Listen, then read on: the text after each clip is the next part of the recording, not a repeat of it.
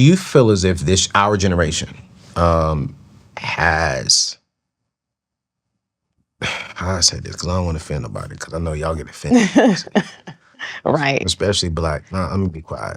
Mm-hmm. I'm going to say it, black people. I don't feel that energy in the black community. Yeah. I don't feel like, hey, let's all come together. Let's love each other. Let's support each other. Let's rock with each other. I'm not saying that there's not any. Mm-hmm. I know a lot of people in it, right. But when I look at the culture, I don't feel that way. And you know what? To be honest with you, if I be honest with my own show, because I hate capping. I don't know. I can't sit here and say that I've always been like that. Right. You know, I think in my 20s, it was all about me. Right. I was selfish. Then as I got older, I evolved and I got around other successful, older, wiser black men. I was like, yo, bro, me helping you actually helps me. Right. Me helping you help someone else. That helps the community. And the community is where my children are going to be living. Right. So for me to be selfish and to keep everything for me and myself blocks my children from being successful, because then now they're going to be selfish. They're going to be selfish. And now the community is selfish. Yes. And it was so funny. I think it was last year. It was mid part of last year, man. Putting myself out. You said something earlier about, which is so good, about the black love, and we got to respect ourselves. I was talking to a young lady, I just met her, and we were talking for a while. And she mentioned her boyfriend about a month later after we started talking. And and she was a good-looking woman. I don't know if you've seen my show before, right? But I have the brains, the Bible, and a booty. Like that. That's what I like, right? Okay. And a black woman. It's like the B. She got to be black. She got to love the Lord, Bible. She got to have the brains, intellect, and she got to have a little body, a little booty on her. That's my thing. And she had all four. I was like, yes, Lord. Yes, Lord. Yes, Lord. But then when she mentioned she had a man, I was like, wait, what? Right. And the 20-year-old mindset, I'm like, I don't care. Y'all ain't married.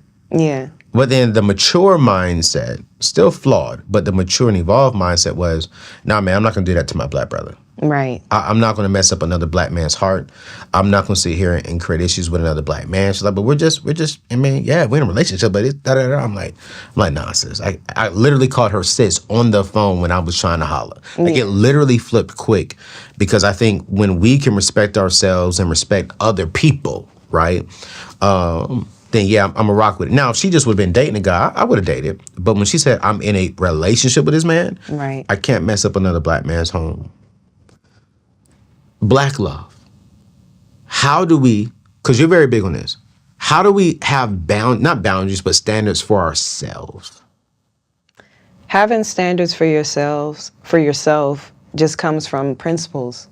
So like, if a person has never sat down and thought about their core principles, then they need to. Yeah. You know, because your principles helps you to be more disciplined, and it makes you a disciple to your own word, to your own word and the things that you say for yourself.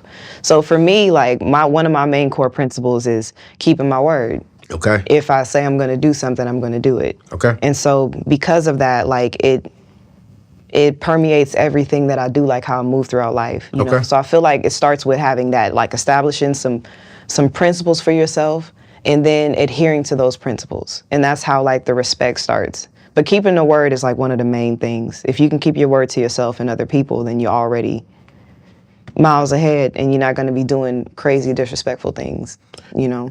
Do you think it's a bold question. You ain't got to answer it if you don't want to.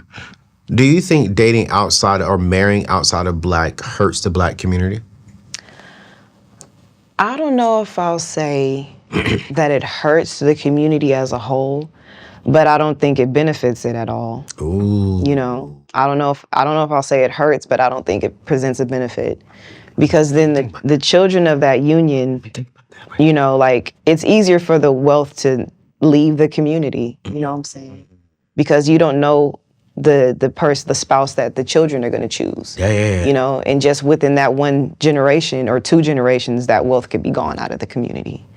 You know, and then the understanding might not be as present, you know, like And this is not a jab at like mixed people or anything like that, but talk. I just know, like, for me personally, the reason why a black man is important is because I want to have children, you know? And it's like, what can this other race of man tell my black son about what it is to be a black man in America? Like, he doesn't have that perspective. So, like, you're already going to have a parent that you grow up with who's not even going to be able to relate to you on the most basic level. Your identity in this world. And it's just like... But hold on, I'm play devil's advocate. Okay. That white man can say, but I can teach him how to be a man. Yeah, but he can't teach him how to be a black man. He don't know that experience. It's a different experience.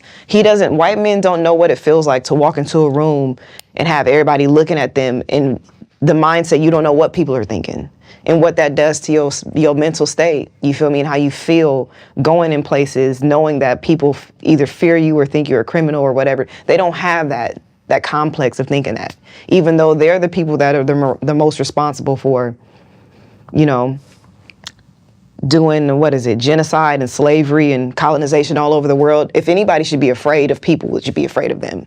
But they don't get that reputation of people being scared of them. You know what I'm saying? So I don't think he would be well enough equipped. He might teach him how to be a man, but it's a difference between being a man and a black man. Those are two different things, in my opinion, you know? I think it was like 6 years ago. I can't remember. It was like 5 or 6 years. I do know it was pre-COVID. I had some people interviewing on my show. And they asked me a question. They said, would you ever date outside your race? And I was connected to a very well-known white individual, predominantly white organization. And I said, respectfully, I love white people. But there's no way in the world I could marry a white woman. Right. And it wasn't because I think all white people are racist or white people are evil or bad or none of that. It has nothing to do with that at all. Because I got two white people on my team and love them. They bring value. I enjoy our time together. Right. But it goes back to what you said. When I come home. Right. And I want to have a conversation that really only, for the most part, the black community will really understand. I don't want to the last thing I want to do is sleep on the couch because we upset about a black and white argument. Right. And you was raised by your mother and father in the home. My biological parents had me outside of wedlock. But my biological parents married two amazing spouses. You know, so my mom married my amazing other father, and then my dad married my amazing other mother. And I saw two examples right. of what marriage looks like, of what love looks like, of what the black community looks like. And both of my mothers are two of the wisest individuals I've ever met in my life when it comes to the women's side of things.